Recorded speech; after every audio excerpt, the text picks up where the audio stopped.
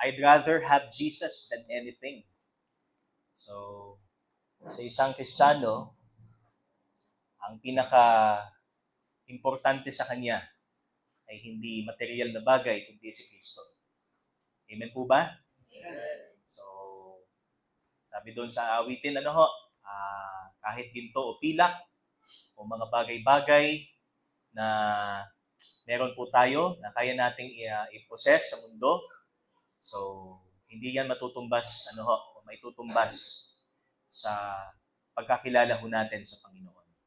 So, that's the most, sabi nga, precious na bagay na ma-attain po natin sa buhay na meron po tayo.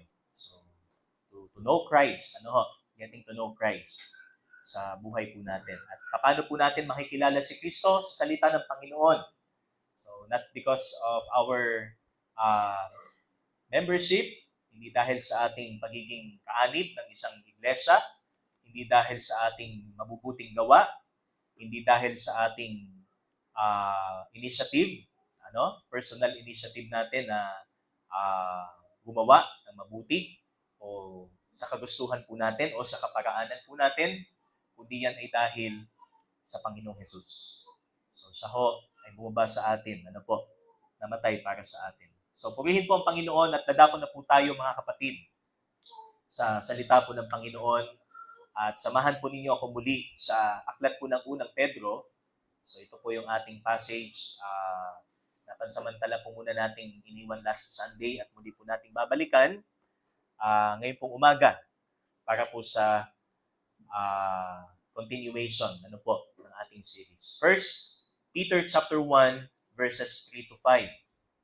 O unang Pedro, kabanata 1, talata 3 hanggang 5. Okay, sige po. Tayo po muling magsitayo para po sa pagbasa ng ating talata. Unang Pedro, 1 Peter chapter 1 verses 3 to 5. Blessed be the God and Father of our Lord Jesus Christ. According to His great mercy, He has caused us to be born again to a living hope through the resurrection of Jesus Christ from the dead, to an inheritance that is imperishable, undefiled, and unfading, kept in heaven for you, who by God's power are being guarded through faith for a salvation ready to be revealed in the last time. Sa Diyos po ang kapurihan. Tayo po'y manalangin. O Diyos, salamat po at muli sa iyong pong biyaya at kalooban ay makakapakinig po kami ng inyong pong salita. At sa inyong pong pagtuturo sa amin ay patuloy po namin maisa puso ang katotohanan ng napapakinggan po namin. Tunay po na ito ang pundasyon ng aming pagdalo, ng aming paglilingkod sa buhay na meron po kami ngayon, Panginoon. At dalangin po namin, O Diyos, patuloy po ninyong pagkilos sa bawat isa po sa amin sa pakikinig ng iyong pong salita.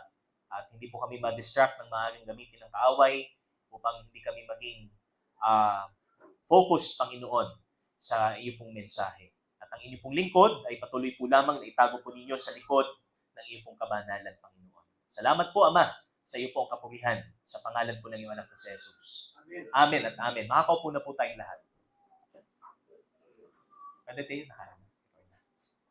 Okay, so mga kapatid, ang ating topic muli is about new birth o ang bagong kapanganakan. At ang bagong kapanganakang ito ay may hatid na pag-asa o bagong pag-asa. Kaya ang title po natin ay New Birth, New Hope. So, ano ba ang hatid na pag-asa o ano-ano ang mga hatid na pag-asa ng tinatawag po nating bagong kapanganakan? So, again, I will say that ang new birth po dito is not by membership. So, kasi may mga nagtuturo po na basta ikaw ay umattend sa amin, ikaw ay maliligtas. O ikaw ay magpa-member sa amin, ay ikaw ay maliligtas. O magpa-born again ka at ikaw ay maliligtas. Pero ang kanilang reference ay ang kanilang samahan. Hindi po kung ano ba ang tunay na pakahulugan ng salitang born again o kapanganakang muli sa Biblia. So kapag sinabi nga po nating born again o kapanganakang muli, ito yung tinatawag po nating kapanganakan na nanggagaling sa Diyos.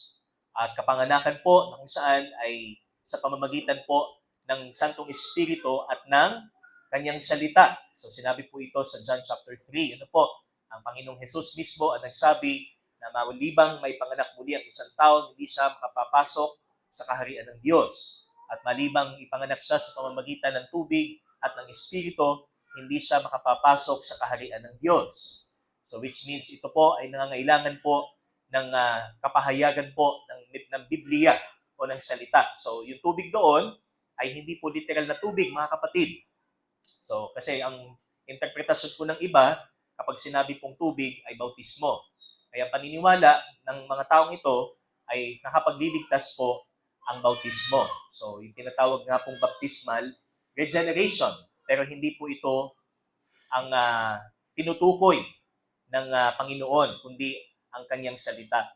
The Word of God. Kailangan po mapakinggan niya ang mabuting balita upang siya'y may panganak muli at kung siya ay tutugon sa paanyaya po ng mabuting balita. Amen po ba, mga kapatid? So, kinakailangan maliwanag po sa atin sapagkat kung iba ho ang ating konsepto ng kapanganakang muli ay maliwanag po na sinasabi ng Panginoon, hindi siya nabibilang sa kaharian po ng Diyos. At maaaring false yung pag-asa ho na meron po tayo. Hindi ho ito tunay na pag-asa. So yung una po nating mga puntos na pinag-aralan po nung nakaraan, so we have number 1, our hope in new birth is in accordance to God's mercy. Sapagkat ang sabi po dito sa verse 3, Blessed be the God and Father of our Lord Jesus Christ according to His great mercy. Ayon sa kanyang kagandahang kumbaga, ang tawag po natin ay habag, o masaganang habag ng Diyos. Na kung saan ay akto ho ng kanyang pagiging mabuti, sapagkat ang Diyos ho natin ay tunay na mabuti.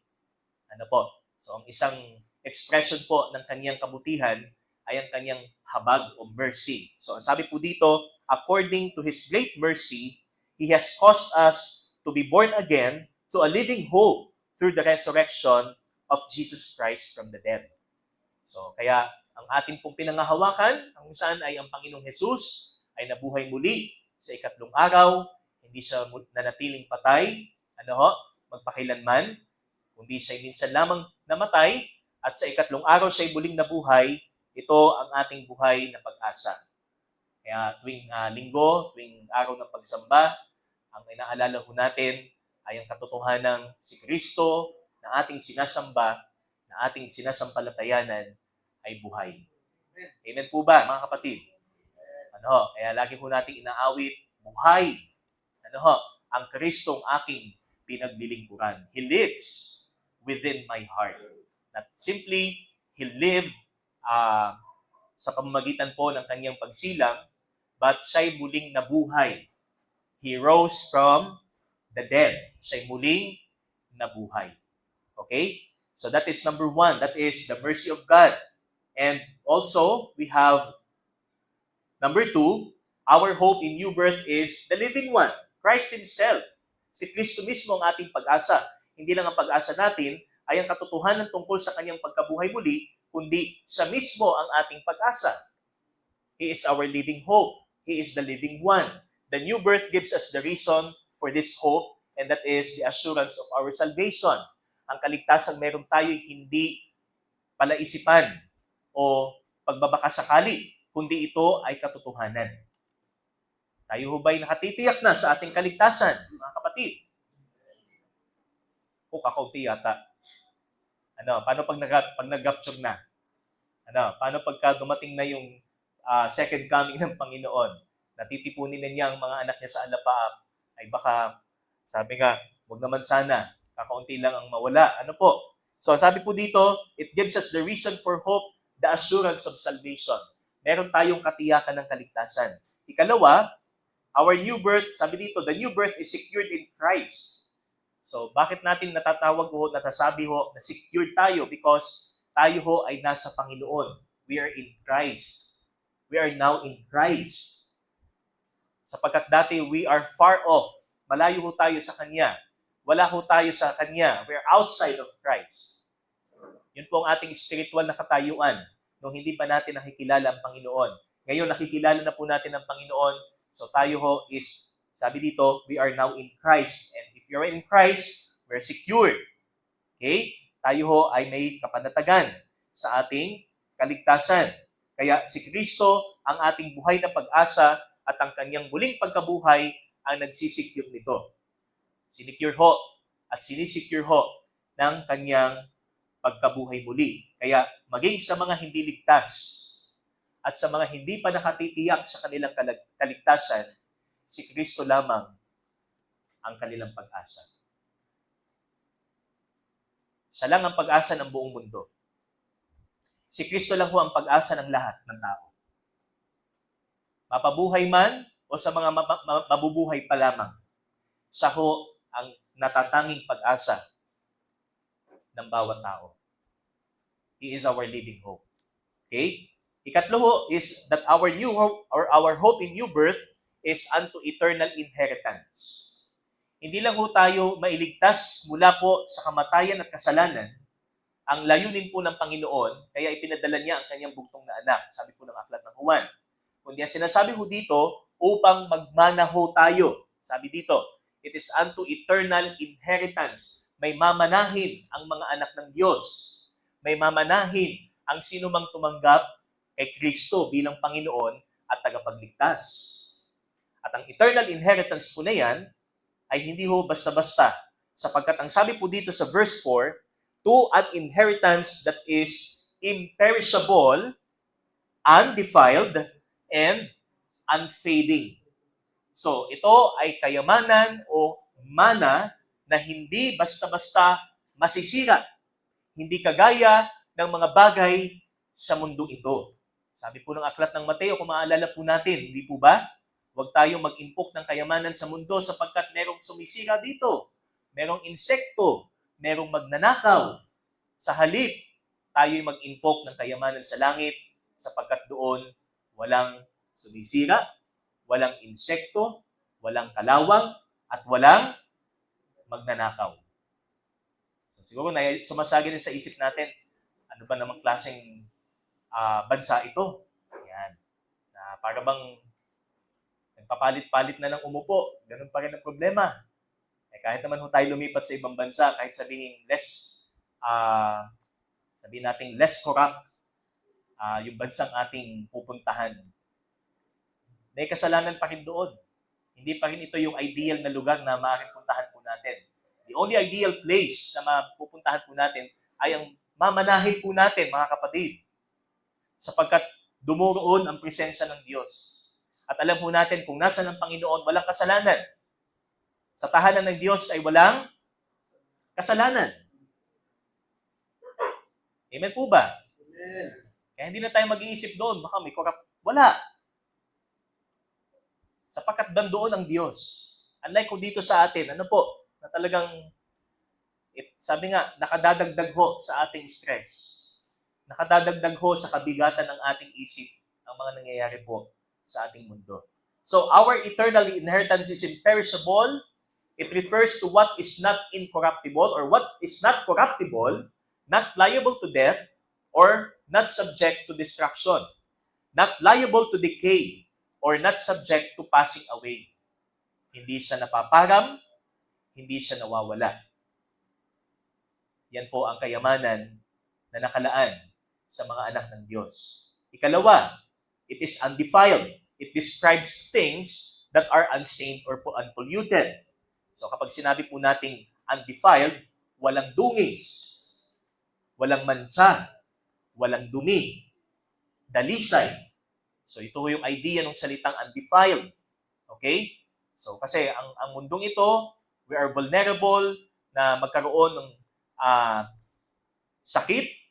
We're vulnerable na magkaroon po tayo ng sakit because of pollution. At alam po natin, ang pollution ho ay bunga rin po ng kasalanan. Hindi ba? Subject to deterioration ang mundong ito. Pero ang ipinangakong kayamanan ng Diyos ay hindi ho mauuwi sa ganitong kalagayan. At ang sinasabi po diyan, our eternal inheritance is unfading. Which means, sabi po dito, it will never lose its magnificence. It will never lose its glory, yung kinang, yung ganda ng kayamanang ito. Itong mana na tatamuhin ng mga anak ng Diyos. So, huwag tayong ma-mesmerize ho sa mga pinakamagagandang material ho sa mundong ito. Kasi yan ay panlupa. Kahit yan man ay diamante, kahit yan man ho ay mga precious na bato, katulad ng mga binanggit po sa Book of Revelation, although ito po ay description po ng langit. Pero ito ho, pakatandaan po natin ay sa Diyos. Tahanan po ito ng Diyos, unlike po dito sa mundo. So kahit ang mga pinakamagagandang bato sa mundong ito ay maaari din pong mawala. Maaari din pong maparab. Kaya sabi dito, our eternal inheritance is unfading. It fits the nature of that inheritance because it is not a temporary one, but an eternal one. And since it will not fade away, our hope in Christ should also be unfading. Hindi rin mawawala ang pag-asa natin. Amen po ba? Amen. Sana, sa pagtakbo ng panahon, ang pag-asa natin, nung una nating nakilala si Kristo, isang pag-asa pa rin nating pinanghawakan at pag-asa pa rin panghahawakan po natin hanggang sa kanyang pagdating o kung tayo man ay pumanaw na sa mundo ito. Amen? Parang ayaw na natin Diba? Sa hirap ng buhay, Pero ang Panginoong Jesus, hindi ho siya nababalik sa kanyang mga sinabi. Hindi ho siya nagbabago sa kanyang mga sinabi. Okay? So, moving on to verse 5, mga kapatid, tingnan po natin. So, tingnan po natin mabuti yung verse, mga kapatid. Sabi po dito, who? Okay, so, kasi doon tayo nagtapos sa unfading. Tuloy po natin sa verse 4, yung remaining po ng verse 4, kept in heaven for you, who by God's power are being guarded through faith for a salvation ready to be revealed in the last time. So this is the fourth and last heading po natin, and that is number 4, our hope in new birth is kept by God's power. Sino ang nag-iingat dito at kayamanan lang ba ang ipinangako sa atin? O mana lamang ba ang ipinangako sa atin upang tayo mabuhay ng may pag-asa? Mga Kristiyano. Ito po ang sabi, our hope in new birth is kept by God's power. So, bilang tao, mga kapatid, so we prefer a secured environment pagdating sa ating properties o pagdating sa ating mga pag-aari. So, for example, pera. Alam nga namang yung ating pera ay basta lang natin iiwan kung saan-saan. Na alam nating anytime pwedeng mawala. Hindi ba? Halimbawa sa bahay. So, yung lahat ng pera mo, iwan mo sa sala. Siyempre, pag may kasama kang iba, isisecure mo yan. Itatago mo yan sa alam mong hindi makikita. Hindi ba? Or halimbawa, pipili ko tayo ng magandang bahay or investment. Siyempre, doon ho tayo pipili, doon sa isang secured na lugar. Hindi yung alam nating maraming terorista, alam nating maraming magnanakaw, o doon sa area na alam nating maraming masasamang loob. Doon tayo mag-i-invest. Hindi ba? So, we prefer a secured environment. Sapagkat yan ho ay reflection ho ng paglikha sa atin ng Panginoon.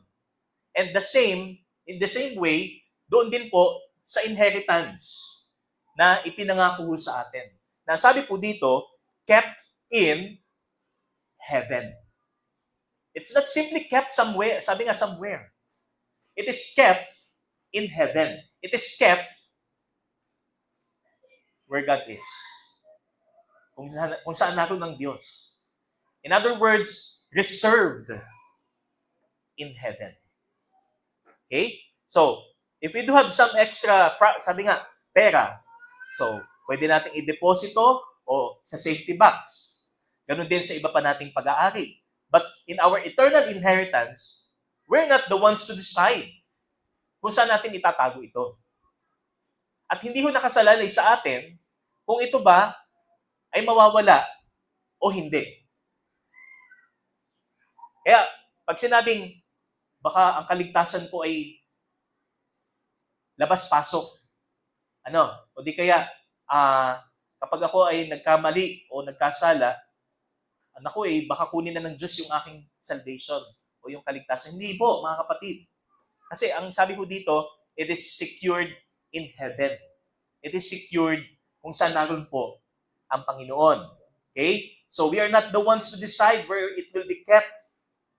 Kaya kept in heaven, ang ibig sabihin po nito, it conveys the idea of the already existing inheritance being carefully guarded in heaven for all those who are born again or saved in Christ.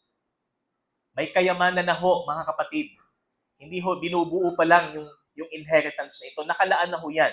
Kaya sabi ho doon, reserved. Meron nang nakalaan para sa bawat isa po sa atin. Kung tayo'y tunay na may relasyon sa Panginoong Jesus. So ito po ang sinabi, mga kapatid. So sa Greek po, ito po ay perfect passive participle. So, ibig sabihin, meron na pong result.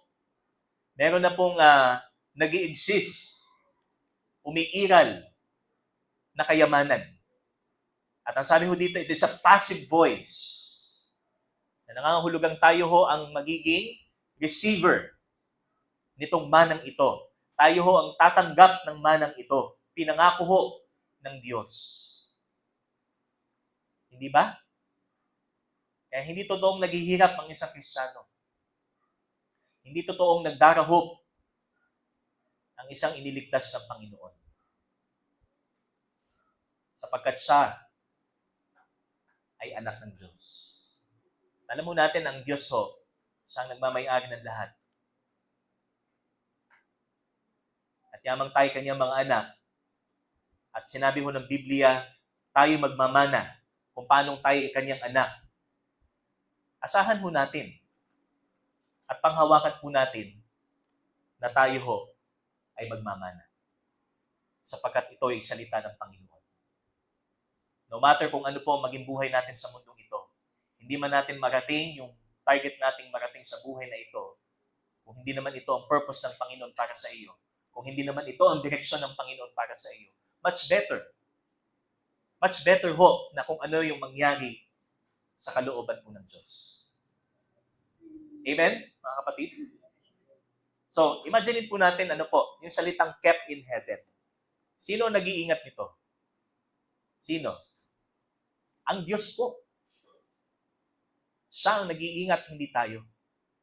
Tayo kasi pag nag-iingat tayo, nandun lagi yung worry natin. Nandun lagi yung pangamba natin na baka mawala. Pero since na ang Diyos ang nag-iingat, since na ang Diyos ang nagsisecure, may dahilan pa ba tayo para mag-alala? May dahilan pa ba tayo mag-isip na baka mawala ito? Baka mawala yung pangako ng Panginoon sa akin.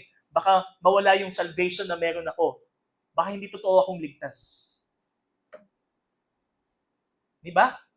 So sabi dito, kept in heaven for you.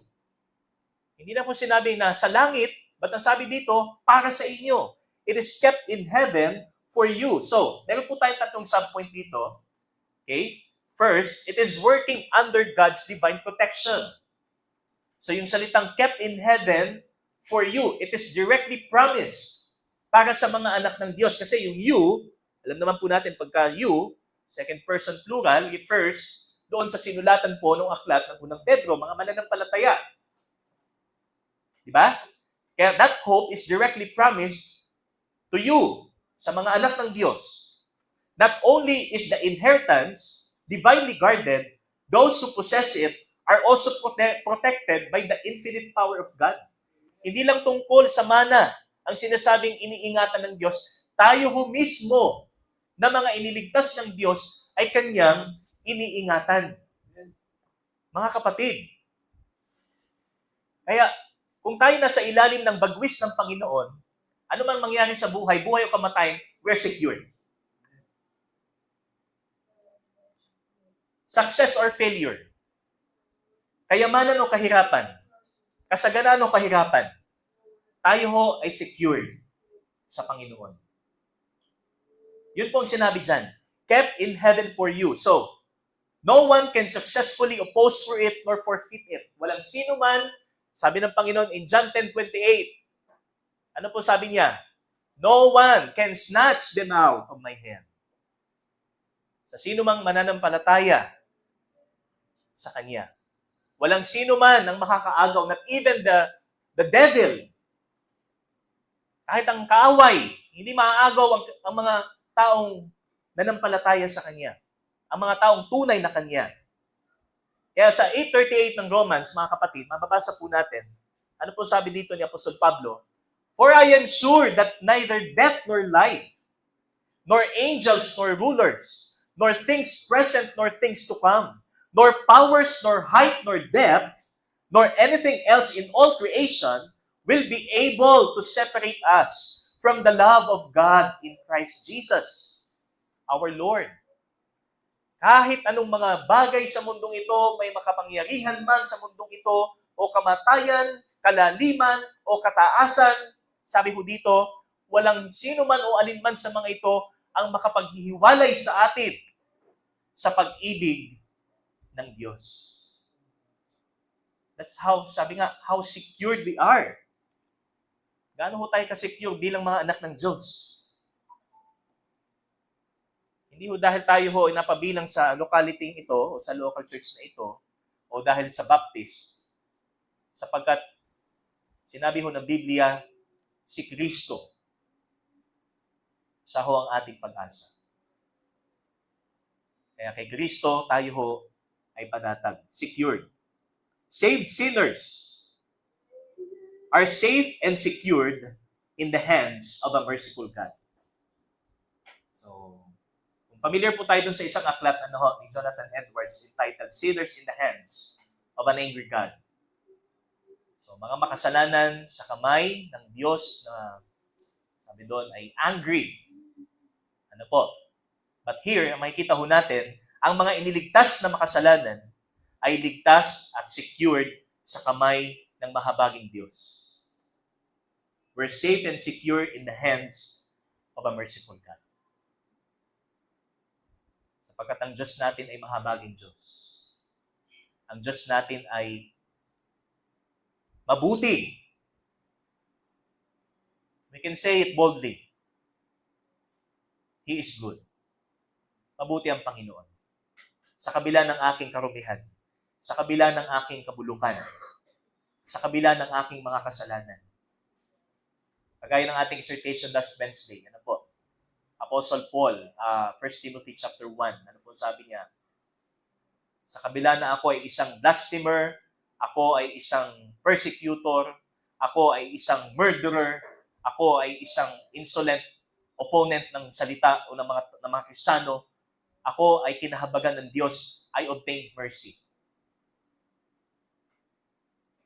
Ganun din sa atin. Nakikita ho natin ang sarili ho natin sa salita ng Panginoon. It serves as a mirror para sa atin. Pinapakita ho ng Biblia kung ano ang tunay nating pagkatao, kung ano ang tunay nating itsura sa harapan ng Diyos. And we admit it. Tinatanggap ho natin. Gaano tayo kasama sa harapan ng Panginoon. At sa kabila nito, we obtained mercy. Okay? Kaya, it is working under God's divine protection. So, it is kept in heaven. It is kept by the power of God. Kapangyarihan po ng Diyos at walang sino mang po pwedeng umagaw. Kaya, hindi ho kailanman mawawala at mabubura sa aklat ng buhay ang sino mang tunay na tumanggap sa Panginoon. Next, it is working within God's divine preservation. So, as we continue in verse 5, sabi dyan, who by God's power are being guarded through faith. Not only the divine protection, but also the divine preservation. So, sabi po dito, through faith, sa pamamagitan ng pananampalataya. Hindi lamang po ang dahilan ng Diyos sa atin, kung let's say, tinanggap natin si Kristo ngayon, unlike sa iba na pag tinanggap na si Kristo, patay agad. Kasi nandun na sila sa karamdaman or or dying. Tumanggap sa Panginoon, namatay. Tapos tayo, tumanggap sa Panginoon, ngayon buhay pa rin. So, hindi lang ang dahilan ng Diyos sa atin is for our mission, but also to live by faith. Mabuhay tayo sa pananampalataya. Kaya ang sabi ko dito is through faith o sa pamamagitan ng pananampalataya. Continued faith in God. It is the evidence of His keeping and protecting work. Pinatutunayan lang po ng ating pagtitiis sa ating pananampalataya ang pag-iingat at yung pag-preserve po ng Panginoon sa atin. Sapagkat ito'y bahagi ng kanyang plano. Ang pakikiisa ho natin sa plano ng Diyos ay pagpapakita ng kanyang dakilang pag-iingat, divine protection and preservation. Kaya divine preservation of believers is proven by our continual trust and obedience to God.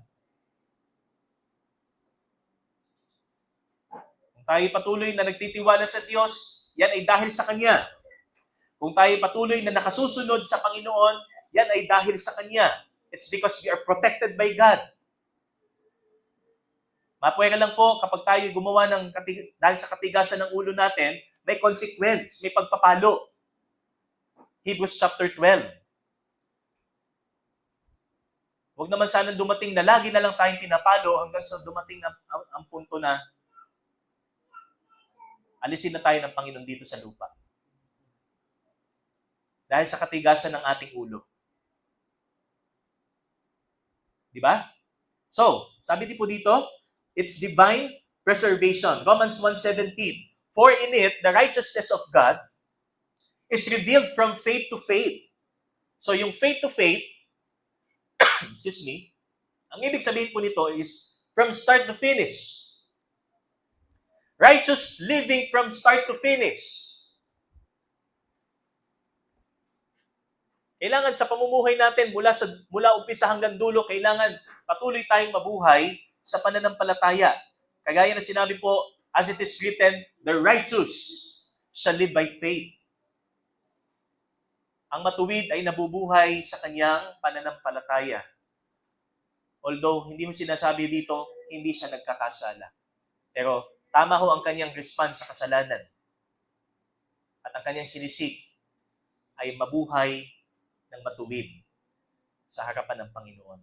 Because the gospel speaks of the righteousness of God. Ang Diyos ay matuwid, kaya may pagpaparusa, kaya may condemnation, sapagkat siya ay matuwid. Pero sa kabila ho nito, nakikita natin ang kanyang habag. Sa tayo ho ay manampalataya sa kanyang anak. That's why saving faith is enduring. Saving faith is enduring. Kung ikay nabubuhay sa pananampalataya, nagtitiis. Tayo nabubuhay sa pagtitiis. Hindi o pagtitiis dahil mahirap ang buhay, kundi nagtitiis ka sapagkat hindi ka taga rito sa lupa. Hindi ka mamamayan ng mundo. Ikaw ay mamamayan ng langit.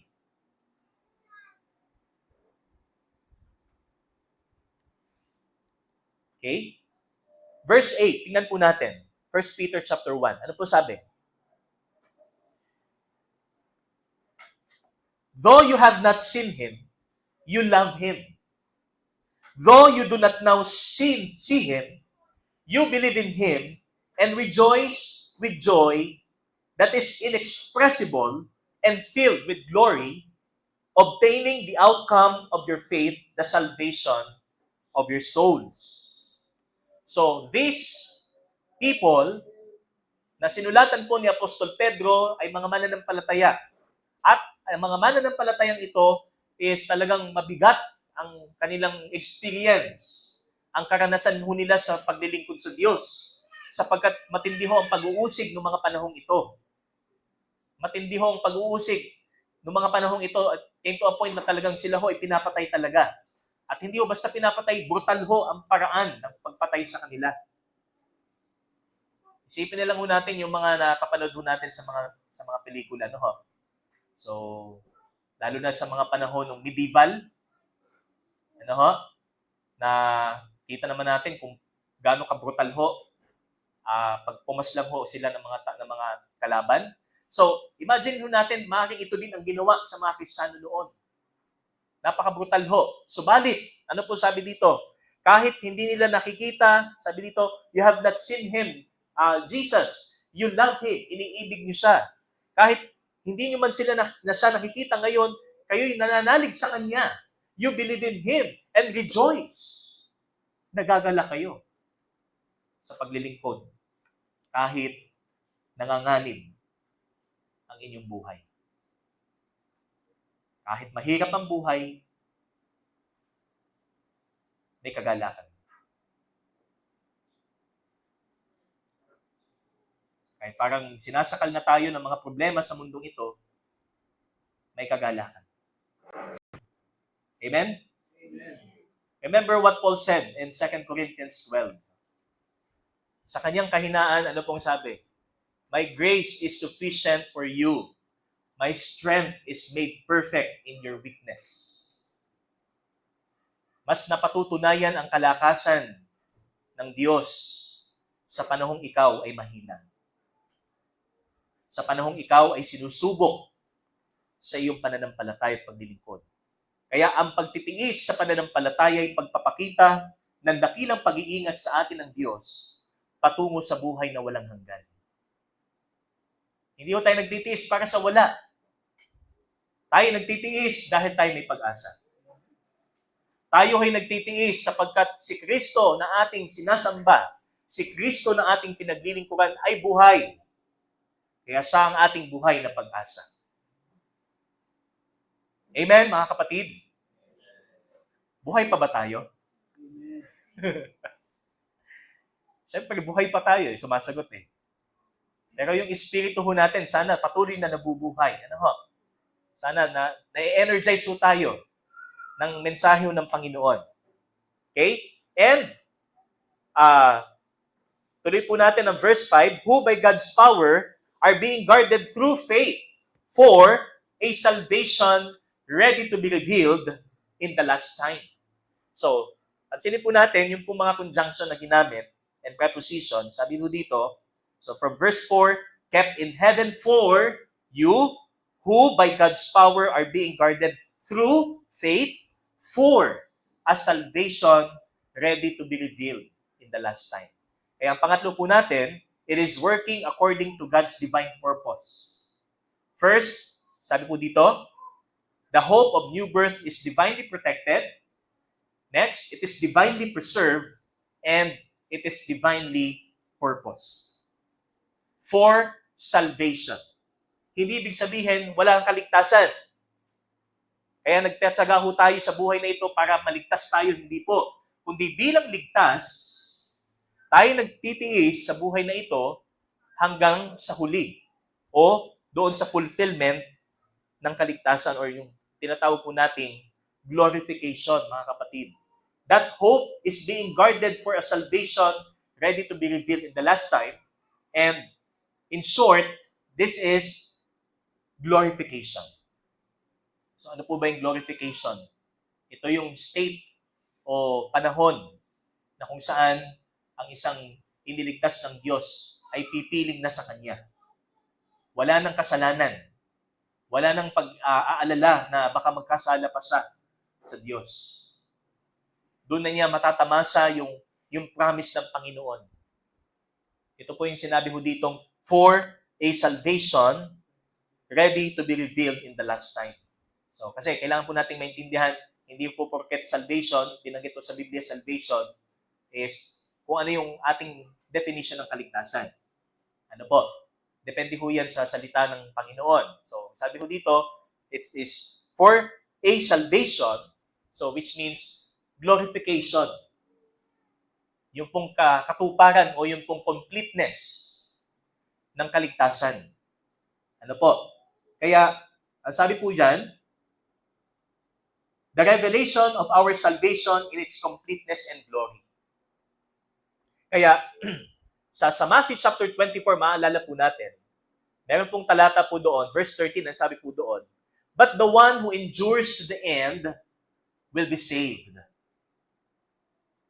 Ang nagtiis o nagtitiis hanggang wakas ay maliligtas. So, kailangan maintindihan ho natin yan in light of the context. Ano po? Kasi ang pagtitiis ho doon is pertaining ho sa buhay ng isang ligtas. Hindi ho yung pagtitiis ng isang taong walang relasyon sa Diyos. Kaya ang akala niya, pagkat siya'y nagtitiis, pag siya'y nakalampas doon sa pagtitiis na yon, at pag siya'y namatay, maliligtas siya.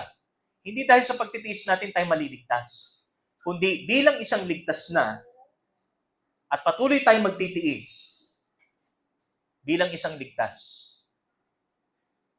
Yun po yung sinasabing will be saved. Tayo ay maliligtas. So which is glorification. We endure not to be secured, but as the one secured. Bilang secured tayo sa ating katayuan bilang isang anak ng Diyos. Kaya tayo nagtitiis. And we endure towards salvation as God purposed. Hanggang sa tayo'y makarating sa dulo ng takbuhin. Hindi ho sa pamamagitan ng ating pansariling pagtitiis. Okay? Kaya sabi diyan, the one who endures to the end, ang nagtitiis hanggang wakas, ay maliligtas. Hindi ho yan tungkol sa isang inaapi, ano po, o sa isang binubuli. Hindi ho yan tungkol sa isang battered wife. Ano po, na pagtitiisan niya ang pang-aabuso ng kanyang asawa. Hindi ganon. Hindi, bilang isang ligtas, as you endure lahat ng mga sakit o mga pahirap ng buhay na ito, yamang nalalaman mo na ito ay bahagi ng iyong pananampalataya sa Panginoon. Darating ka sa dulo. Kakasamahin mo ang Panginoon. So yun po yung sinabi ng Bible. Ano po? Hindi po yan tungkol sa isang taong nagtitiis na walang relasyon sa Panginoon. Kaya, again, so ito pong ating mga subpoint. Ano po? That our hope in new birth is kept by God's power. It is under God's divine protection. Kaya wala tayong agam-agam, wala tayong pag-aalinlangan. Tayo nasa ilalim ng kamay ng Diyos. Tayo hawak ng Panginoon. At walang oras ho na lumuwag ho ang pagkakahawak sa atin ng Panginoon at baka tayo ho ay liparin, tangayin. So hindi po. We're safe and secure in the hands of God. Amen? Amen. Tayo ay nasa kamay ng Panginoon. And we are preserved. So, sa buhay na ito, tayo ho ay preserved para mabuhay para sa Diyos. Hindi ho tayo binuhay ng Panginoon para lisensya ho nating maging matigas ang ulo. Para suwayin natin ang Panginoon. Hindi questionable ho ang ating pagtanggap sa Kanya. Pagka ganon. At ang pangatlo ho, naaayon po sa layunin ng Panginoon na tayo ho ay mabuhay. Sa pananampalataya. And for our conclusion, we hope in this new birth for nothing but Christ that is in you, the hope of glory. Hindi tayo nabubuhay para sa wala, kundi dahil si Kristo ay nasa atin. Christ in you, the hope of glory. Tayo po'y manalangin. Aming Diyos, salamat sa iyo pong salita. Salamat po at patuloy po ninyong ipinapaalala sa amin kung gaano po kapalad ang isang iniligtas po ninyo. Kung gaano ho ka-secured, safe ang isang mananampalataya. Mula sa kawalan, ay dinala niyo po kami sa kaliwanagan. Salamat, Panginoon, sa hatid po na pag-asa ng aming kalagayang kami ay naipanganak na muli. At patuloy po, nadala po namin ang pag-asang ito. At patuloy naming maipahayag ang pag-asa na ito habang kami nabubuhay. Purihin ka sa pangalan ng iyong pong anak na si Jesus. Amen at amen sa Diyos po ang kapatid.